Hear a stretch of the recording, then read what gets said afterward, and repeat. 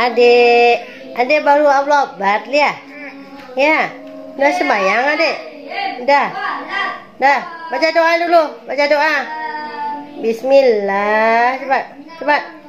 Bismillahirrahmanirrahim. Allahumma firli wali walidayya warhamhumma kama rabbayani shaghira. Amin. Amin. Pandai kali dia kan? Hai. Cantik.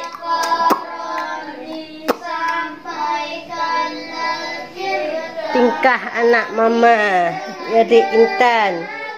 Orang sembahyang dia ikut sembahyang. Nah, tuh dia.